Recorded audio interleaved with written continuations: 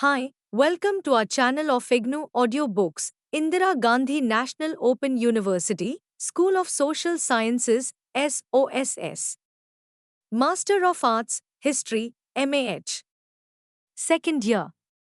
MHI 03 Historiography. Block 1 Understanding History. Unit 3 Objectivity and Interpretation. 3.1 Introduction. The principle of objectivity has been the most important principle of the Western historiography over the ages. In fact, it is the foundation on which the edifice of historical profession stands.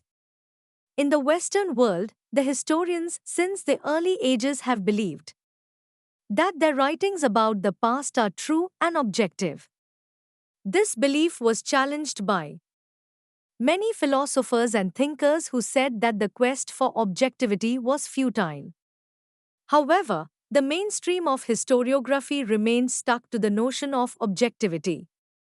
In the words of Peter Novick, an American historian and a radical critic of the principle of objectivity, it was the rock on which the historical venture was constituted, its continuing raison d'etre. Most, if not all, historians wrote in the belief that their writings presented an objective picture of the world. Even when they disagreed among themselves, they believed that their accounts were more objective than those of others, whom they criticized. Thus, the historical battles were fought on the grounds of objectivity. However, it is since the 1970s that the notion of objectivity faced its most serious challenge. Now it has become rather difficult to forcefully assert that objectivity is possible to achieve in the writing of history. In fact, some of the critics of objectivity even doubt whether it is desirable to achieve it. The controversy has become really bitter, even though most of the functioning historians still go about their work believing in the possibility of presenting a true account of the past. This unit will acquaint you with many sides of this controversy. 3.2 What is objectivity? Objectivity has been the founding principle of the historiographical tradition in the West. Right since the days of Herodotus, the historians have believed in the separation of the subject and the object, in the distinction between the knower and known, and in the possibility to recover the past. Peter Novick, a critic of the principle of objectivity, has clearly defined it in the following words. The principal elements of the ideal of objectivity are well known and can be briefly recapitulated. The assumptions on which it rests include a commitment to the reality of the past and to the truth as correspondence to that reality, a sharp separation between knower and known, between fact and value, and above all, between history and fiction. Historical facts are seen as prior to and independent of interpretation. The value of an interpretation is judged by how well it accounts for the facts. If contradicted by the facts, it must be abandoned. Truth is one, not perspectival. Whatever patterns exist in history are found, not made. Though successive generations of historians might, as their perspectives shifted, attribute different significance to the events in the past, the meaning of those events was unchanging. Peter Novick, That Noble Dream, The Objectivity Question, and the American Historical Profession, Cambridge, Cup, 1988, pp. 1-2. For this purpose, however, the historian has to be impartial and should not take sides. She should be able to suspend her personal beliefs and rely only on the truth of the evidences. In the words of Peter Novick, the objective historian's role is that of a neutral or disinterested judge. It must never degenerate into that of an advocate or, even worse, propagandist. The historian's conclusions are expected to display the standard judicial qualities of balance and even-handedness. As with the judiciary, these qualities are guarded by the insulation of the historical profession from social pressures or political influence, and by the individual historian avoiding partisanship or bias, not having any investment in arriving at one conclusion rather than another. Objectivity is held to be at grave risk when history is written for utilitarian purposes. One corollary of all this is that historians, as historians, must purge themselves of external loyalties. The historian's primary allegiance is to the objective historical truth and to professional colleagues who share a commitment to cooperative, cumulative efforts to advance toward that goal. Thomas Haskell, a historian, has questioned this conflation of objectivity and neutrality. In his article, Objectivity is Not Neutrality, he has argued that objectivity and neutrality are two different things, even though in most of 19th century historiography they were equated with each other now. Among the influential members of the historical profession, the term has long since lost whatever connection it may once have had with passionlessness, indifference, and neutrality. He cites the cases of historians, particularly Eugene Genovese, the American historian on slavery, whose history is objective, though not neutral. Haskell further clarifies his position. My conception of objectivity is compatible with strong political commitment. It pays no premium for standing in the middle of the road, and it recognizes that scholars are as passionate and as likely to be driven by interest as those they write about. It does not value even detachment as an end in itself, but only as an indispensable prelude or preparation for the achievement of higher levels of understanding. We, therefore, now have two somewhat differing perceptions of objectivity so far as its relation with neutrality is concerned.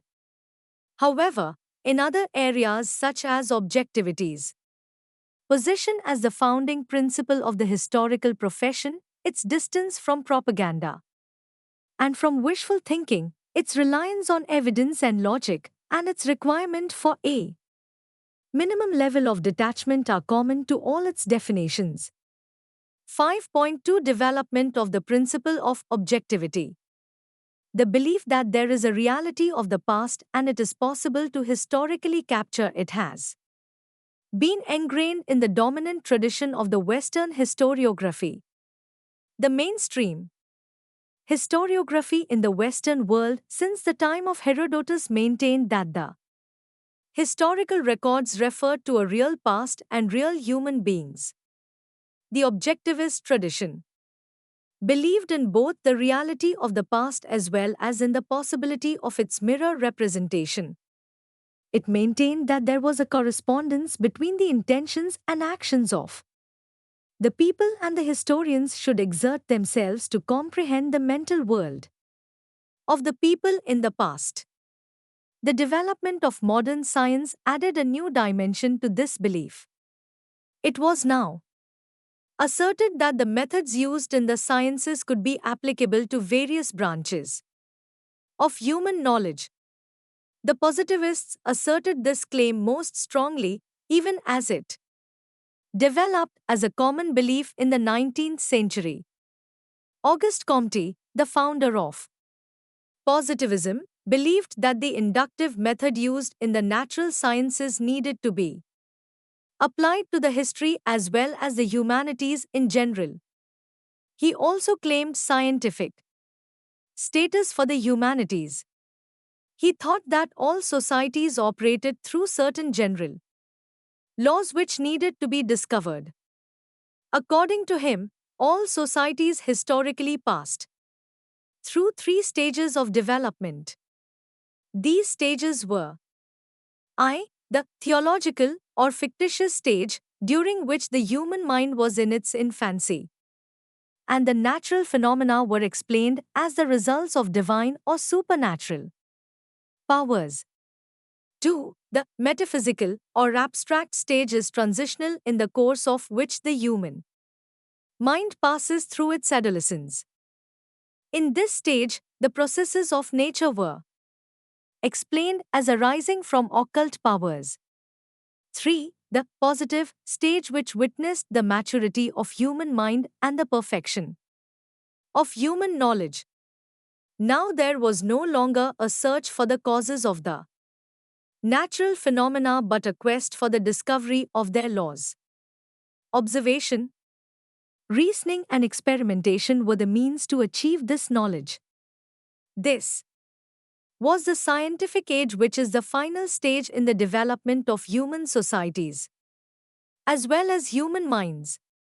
The followers of Comte, also known as the positivists, time and again asserted the existence of universal laws applicable to all societies and all branches of human knowledge. However, it was another tradition which laid the foundation of objectivist history in the 19th century. It was the tradition starting with Niebuhr and Ranke in Germany.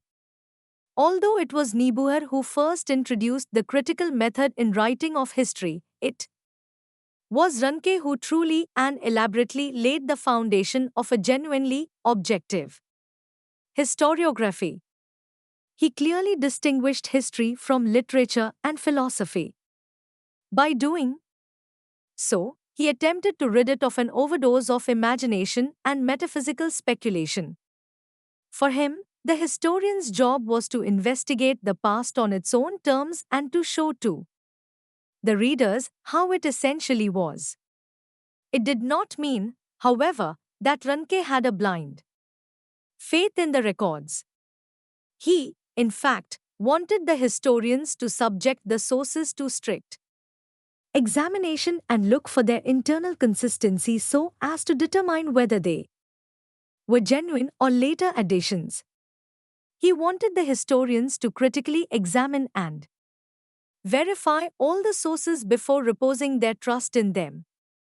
But, once it was proved that the records were genuine and belonged to the age which the historian was studying, the historian may put complete faith in them. He called these records as primary sources and maintained that these sources would provide the foundations for a true representation of the contemporary period. Thus, the historians should trust the archival records more than the printed ones, which might be biased. He, however, believed that it was possible to reconstruct the past and that objectivity was attainable. This trend emphasized that the facts were in the records which the historians needed to discover. If the historians were impartial, followed a proper scientific method, and removed his her personality from the process of investigation, it was possible to reconstruct the past from these facts. There was an enormous belief in the facts in the 19th and the early decades of the 20th centuries. It was thought that once all the facts were known, it was possible to write ultimate history which could not be superseded. As Lord Acton, the Regius Professor of History and the editor of the first edition of the Cambridge Modern History, said, "Ultimate history we cannot have in this generation, but we can dispose of conventional history and show the point we have reached on the road from one to the other, now that all information is within reach and every problem has become capable of solution." This confidence in being able to get hold of all the sources and to write ultimate history, even though at a future date, was reflected in his belief to achieve complete objectivity which would transcend nationality, language, and religion.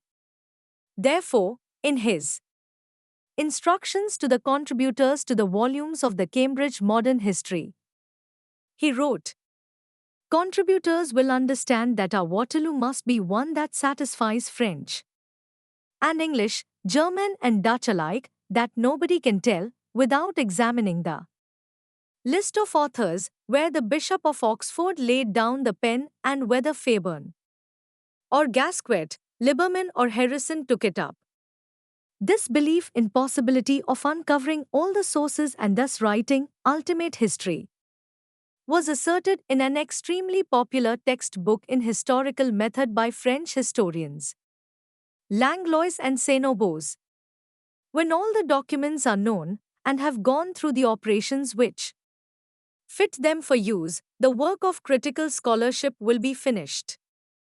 In the case of some ancient periods for which documents are rare, we can now see that in generation or two it will be time to stop. The scientific status of history was forcefully asserted by J. B. Bury, Acton's successor, to the Regius Chair at Cambridge.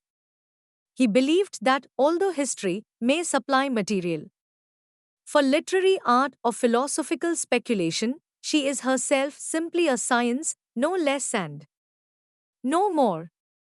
Even George Clarke, in his general introduction to the Second Cambridge Modern History, though he did not believe in the possibility of writing ultimate history, made a distinction between the hard core of facts and the surrounding pulp of disputable interpretation.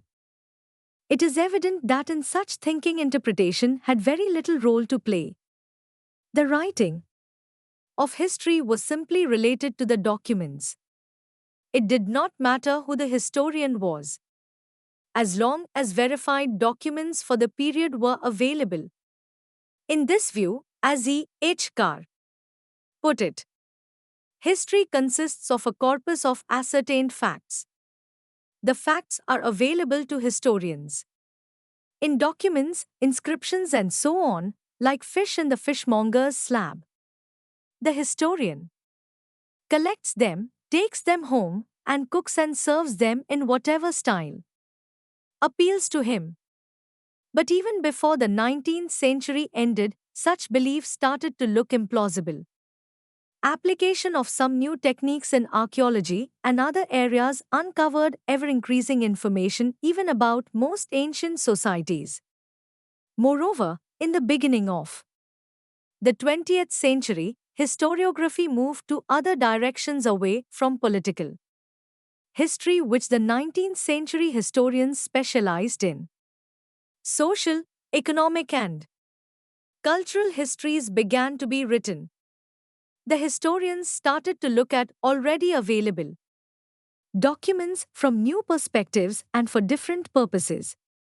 It was also pointed out that the works of even those historians, including Ranke, who believed in complete objectivity and professed the use of primary sources, were full of rhetorical elements and were many times based on printed secondary sources. The Rankean tradition was criticized in the 20th century for being too naive and being concerned with individual facts instead of the general patterns. Moreover, it was also criticized for being narrowly political and being concerned with elite individuals. The new trends in the historiography in the 20th century focused on economy and society as opposed to the political and on common people as opposed to the elite. The most influential among these trends were the Marxist and the Annales schools of historiography. However, they shared with the Rankean tradition two fundamental themes. They believed that history could be written scientifically and objectively, and that there was a direction in which the history was moving continuously. However, the scientific and objectivist claims of historiography suffered somewhat. Between the wars, the records and facts were blatantly manipulated by various national political establishments. The continued tension led to partisan assertions both by various governments and respective intelligentsia. History writing was also affected by this. After the Second World War, the Cold War also influenced the academia and prompted the intellectuals to take sides or, conversely, to hide their opinions to avoid repression.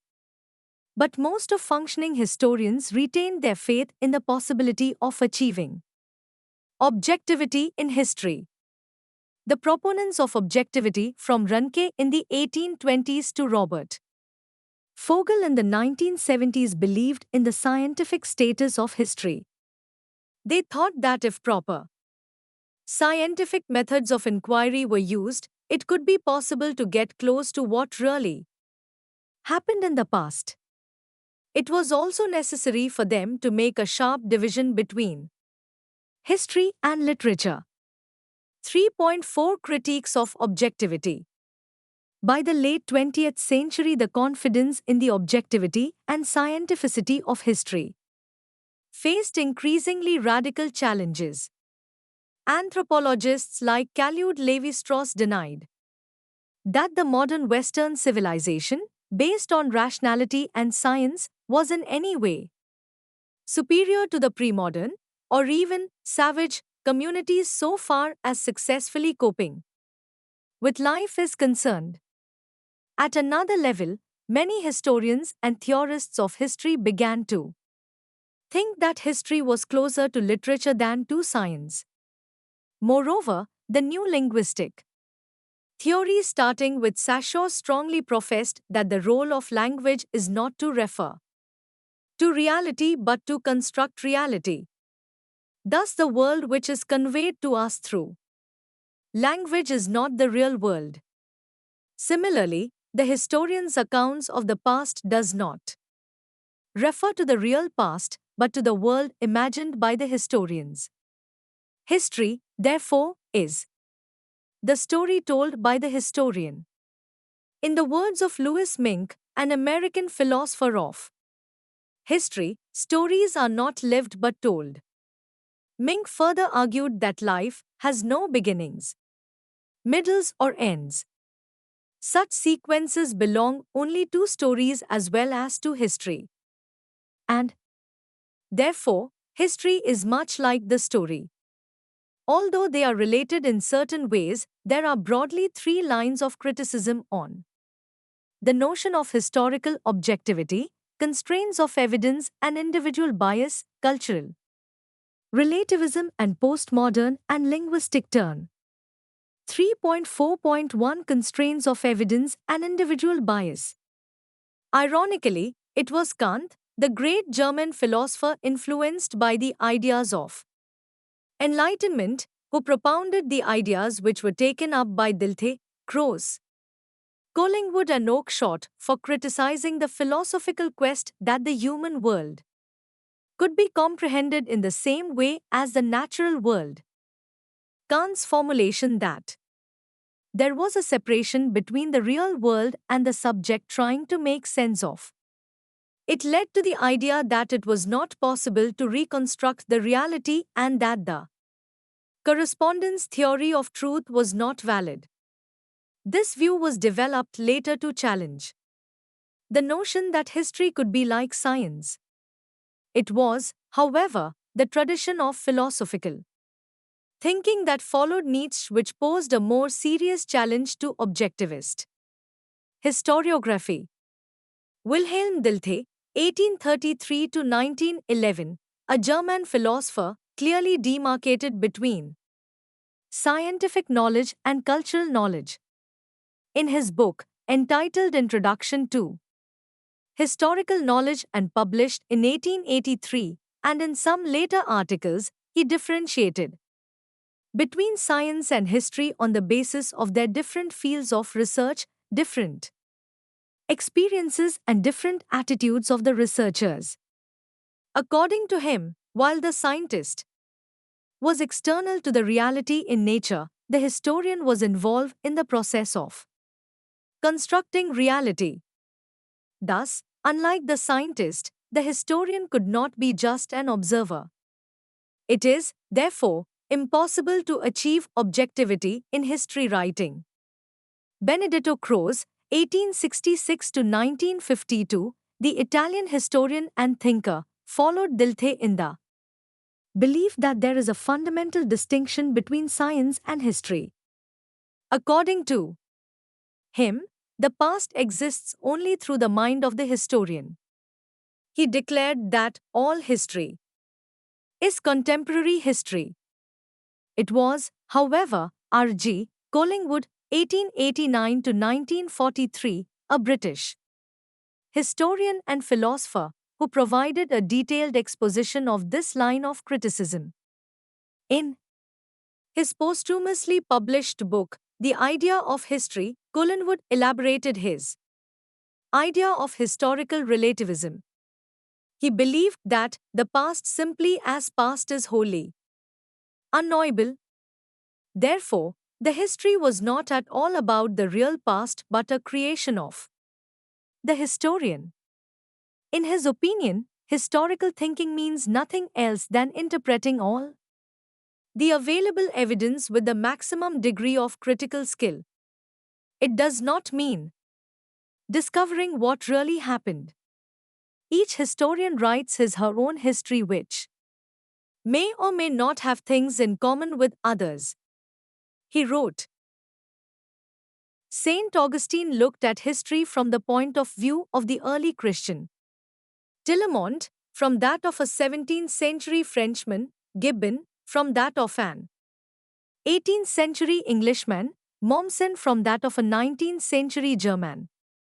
There is no point in asking which was the right point of view. Each was the only one possible for the man who adopted it. History is, therefore, written by the people who are basically concerned about the present. And there is nothing wrong with it.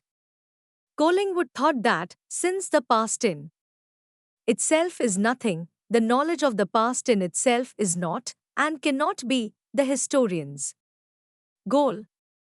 His goal, as the goal of a thinking being, is knowledge of the present, to that everything must return, round that everything must revolve. Thus the present is, and should be, historians' only concern. And since all history is historians' ideas about the past, all history is the history of thought. E. H. Carr approvingly summarizes some of these views. He says that the historians are products of their own times and their mental world is shaped by the ideas and politics of their contemporary world. They are driven by contemporary concerns and their viewing of the past is through the lens of the present. It is, therefore, difficult for them to be objective in the representation of the past. Their researches and presentations are always colored by their present concerns. Even the evidences they collect do not present the whole picture of the past because they are chosen according to their contemporary preoccupations and ideological bent. Moreover, even the records which the people in the past bequeath to us are selective. In Carr's words, our picture has been preselected and predetermined for us, not so much by accident as by people who were consciously or unconsciously imbued with a particular view and thought the facts which supported that view worth preserving. It is difficult to rely upon the evidences and be complacent about the facts because the facts of history never come to us pure, since they do not and cannot exist in a pure form, they are always refracted through the mind of the recorder. It is in this light that Carr concludes. No documents can tell us more than what the author of the document thought. What he thought had happened, what he thought ought to happen or would happen. Or perhaps only what he wanted others to think he thought, or even only what he himself thought he thought. Thus there are two levels at which the process of selection goes on, one by the contemporary recorder who decides what is worth recording and second by the historian, who further narrows the selection by deciding what is worth presenting. In this opinion, the past, therefore, is doubly constructed for us. 3.4.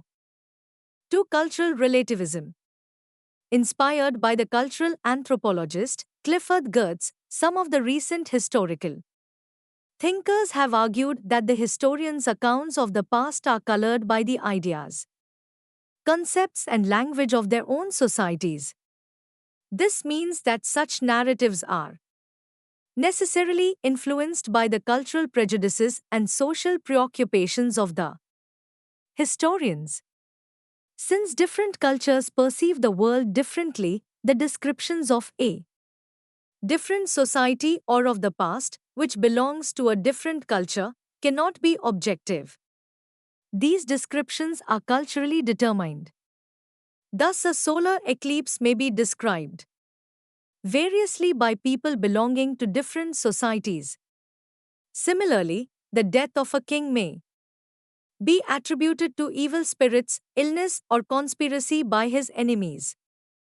Therefore, the history written by the historian is shaped by the concepts and beliefs of his/her own culture. Paul A. Roth has argued in support of this belief that there is no warrant for maintaining that there is some static past world which diligent research in the archives uncovers. He, therefore, suggests that it is important to rid oneself of a notion of historical truth. Because past events exist, qua events, only in terms of some historically situated conception of them. The notion of a historical truth for events, that is, a perspective on happenings untainted by human perception and categorization, proves to be incoherent. There exists a world not of our own making, but any subdivision of it into specific events is our doing, not nature's. Moreover, Geertz also derives from the new linguistic theories in his conception of culture as an interworked system of construable signs. In his opinion, culture should be seen as an assemblage of texts which are imaginative works built out of social materials. Even society is organized in terms of symbols whose meaning we must grasp if we are to understand that organization and formulate its principles. Thus, society and culture become texts whose meanings can be understood only through semiotic codes. He further emphasized the point about the textual nature of society and culture by asserting that the real is as imagined as the imaginary. In such a theoretical framework, any notion of reality and history disappears. As Gabriel Spiegel, an historian of medieval Europe, remarked, if the imaginary is real and the real imaginary, and there are no epistemological grounds for distinguishing between them, then it is impossible to create an explanatory hierarchy that establishes a causal relationship between history and literature, life and thought, matter and meaning. 3.4.3 Linguistic and Postmodern Turn. This tradition offers the most radical critique of the possibility of retrieving truth from the past. It considers language, instead of reality, as constitutive of social meaning and human consciousness. It all started with Ferdinand de Saussure, a Swiss linguist, who propounded the theory of structural linguistics. His theories influenced many intellectual movements such as structuralism, semiotics, and post-structuralism. In his book, Course in General Linguistics, posthumously published in 1916, Saussure radically questioned the referential function of language. According to him, language is a close autonomous system, and words in any language, which may be called signifiers, refer to concepts, which may be called signified, and not to concrete things in the world. In other words, the language does not refer to real things in the world. It is not a medium to communicate meaning of the world, and the relationship between the language and the world is arbitrary. Language, according to Saussure, creates meaning on its own, and human thoughts are constituted by language. Roland Barthes, a renowned French linguist and thinker, carried the arguments further. According to him, the claim of the historians to write about the reality of the past is fake. The history written by them is not about the past but an inscription on the past pretending to be a likeness of it, a parade of signifiers masquerading as a collection of facts.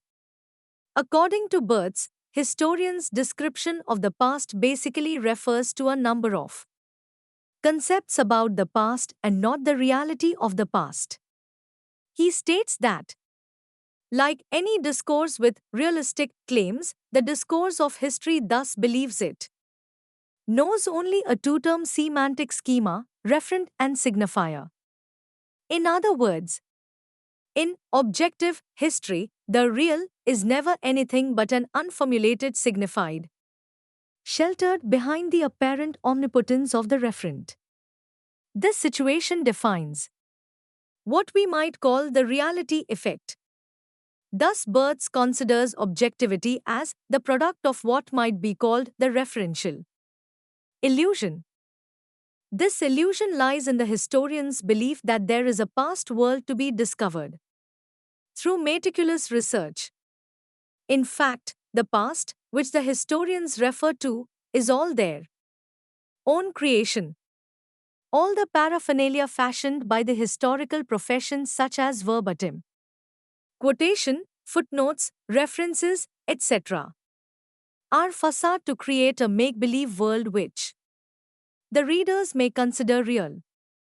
In fact, Barthes says these are the devices to produce the reality effect, which may persuade the readers to believe in the world created by the historian. The most radical challenge to history writing came from the theory of deconstruction, developed by Jacques Derrida. It completely denied the possibility of human beings to comprehend reality outside the language system of which they are a part. And the language does not refer to an external reality but is a self-contained system which has no relationship to reality. Even the author has no role to play in determining the meaning of the text. Moreover, the language itself has no logical and coherent pattern. Derrida considered language as a system of arbitrary codification without any fixed meaning. Thus, the text contains several meanings which may be at variance with each other. Derrida states that a text is henceforth no longer a finished corpus of writing, some content enclosed in a book or its margins, but a differential network, a fabric of traces referring endlessly to something other than itself, to other differential traces. Thus, the text overruns all the limits assigned to it so far. Therefore, Derrida proposes the use of deconstruction to reveal the hidden meanings in a text. However, deconstruction ultimately does not bring out any meaning from the text.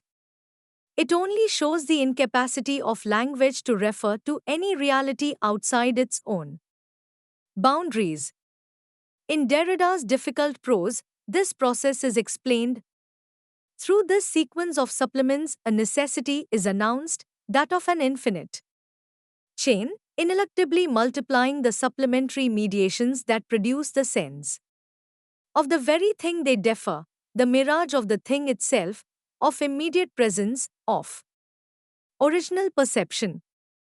Gabriel Spiegel, an historian of medieval period, critically puts Derrida's position in slightly simpler language as follows. Behind the language of the text stands only more language, more texts, in an infinite regress in which the presence of the real and the material is always deferred, never attainable. According to deconstruction, we are confined within a prison house of language, to use the fashionable Nietzschean phrase, from which there is no exit. If the words in the language cannot refer to any external reality, if the language has no fixed meaning, and if the text contains infinite meanings, how it is possible to write history objectively? It is precisely this that the deconstructionists are trying to attack. As Richard Evans points out, they imply that authors can no longer be regarded as having control over the meaning of what they write. In the infinite play of signification that constitutes language, the meaning of a text changes every time it is read. Meaning is put into it by the reader, and all meanings are in principle equally valid.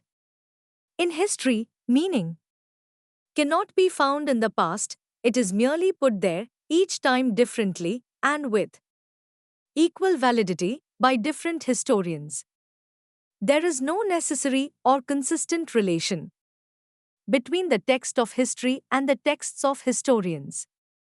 The texts which survive from the past are as arbitrary in their signification as any other texts, and so too are texts which use them. Other historians have also expressed their apprehensions regarding dissolution of meaning.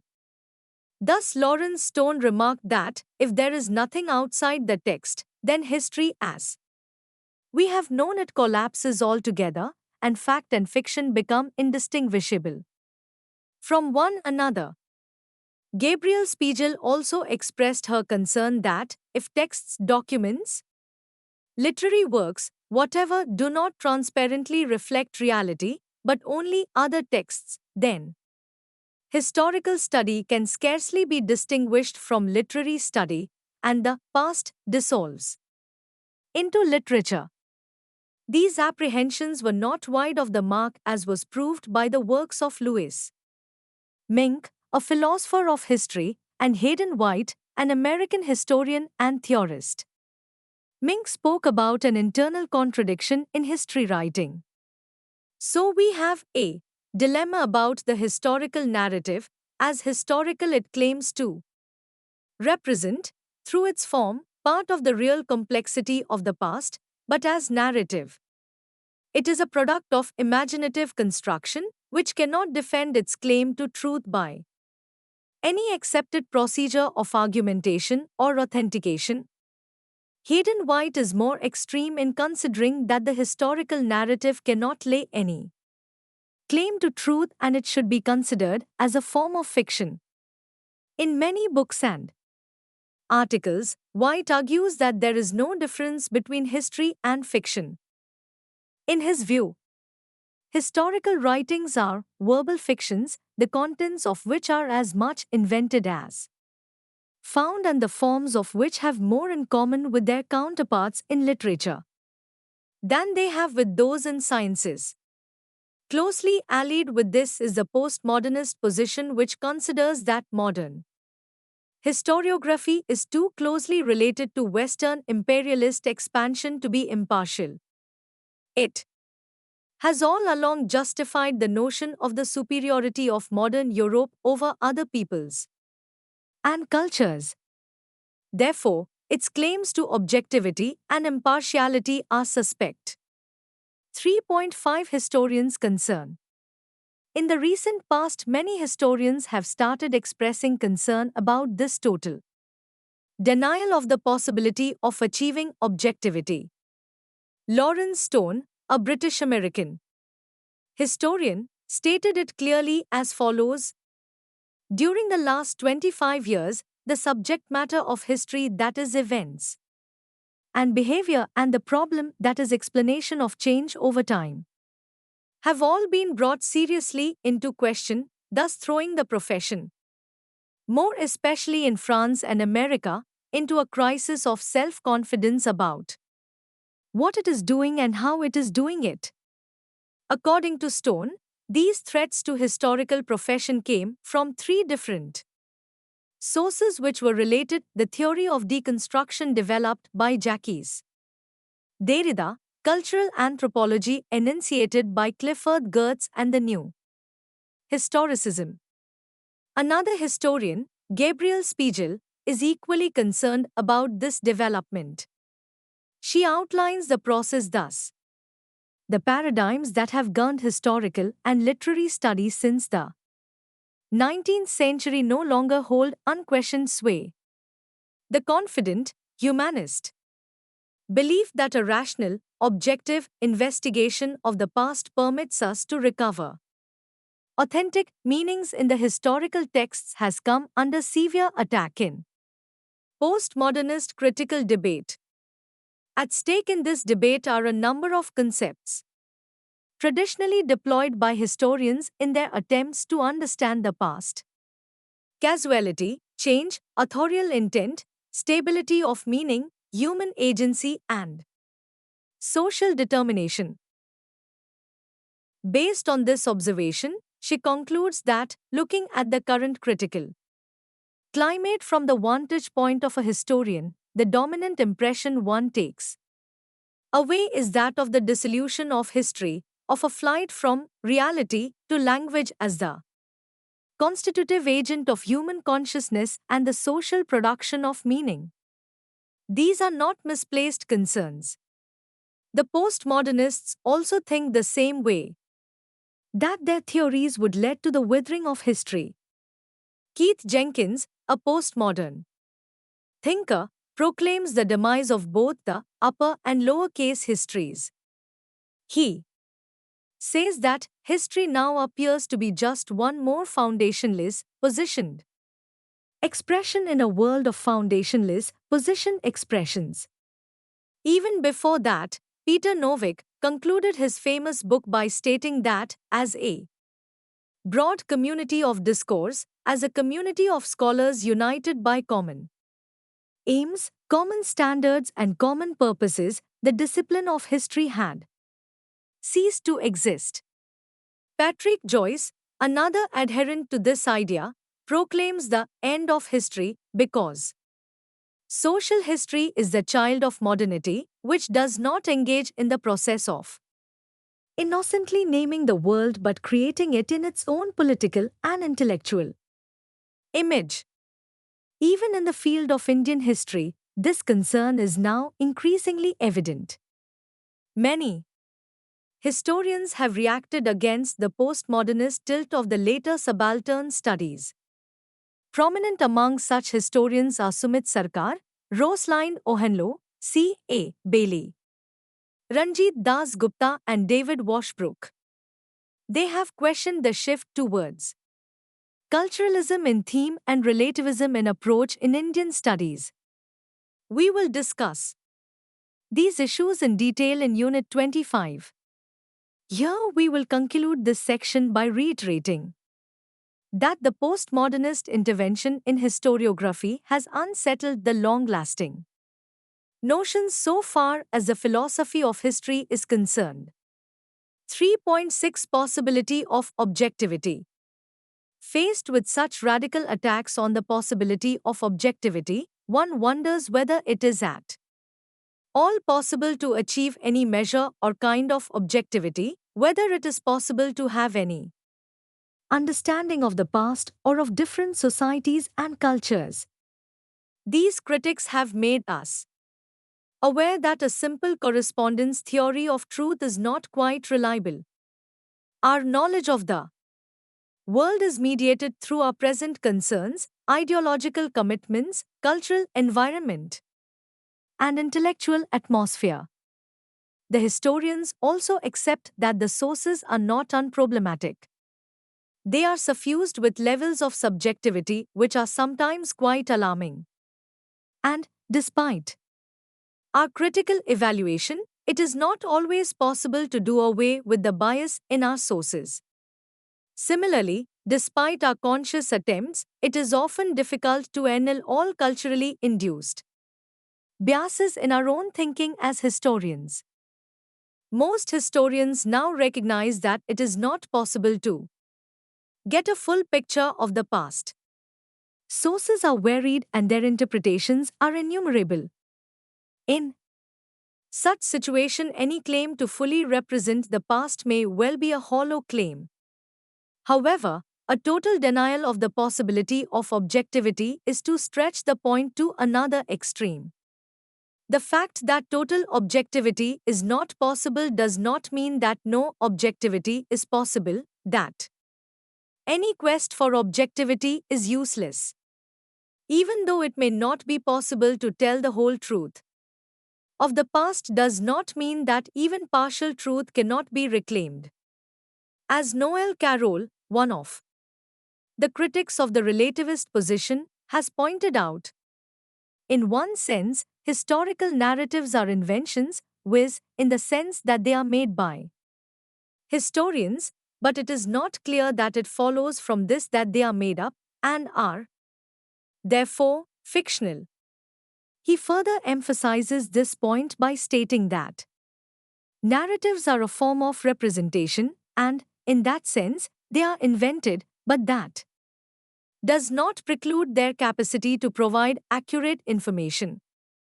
Narratives can provide accurate knowledge about the past in terms of the kinds of features they track, namely, the ingredients of courses of events, which include background conditions, causes, and effects, as well as social context, the logic of situations, practical deliberations, and ensuing actions. Carroll criticizes Hayden White and others for believing that only a mirror image of the past can satisfy the truth condition for a historical narrative. If it fails to provide a picture image of the past, it will remain at the level of fiction. So, either it is a mirror image or it is a fiction, there is nothing in between.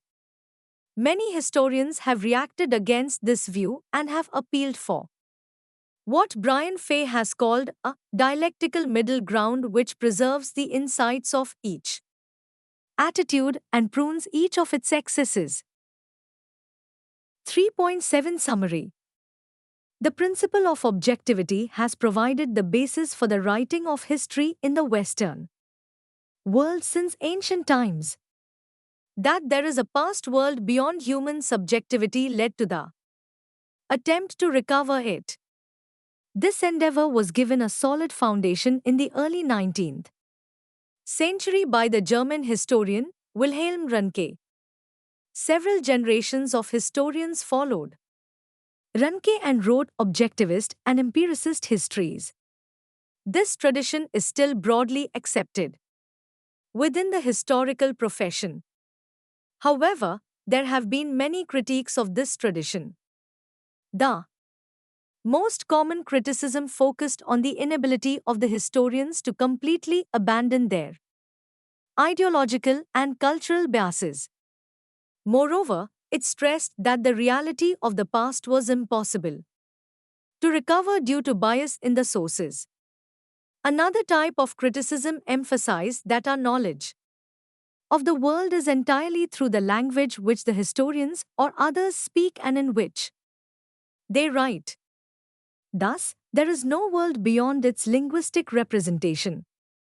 Any kind of objectivity is, therefore, impossible to achieve. These critiques sometimes question the very basis of historiography. Most practicing historians, however, tread a middle ground between the claims of total objectivity and its total denial by some critics. Thank you for watching.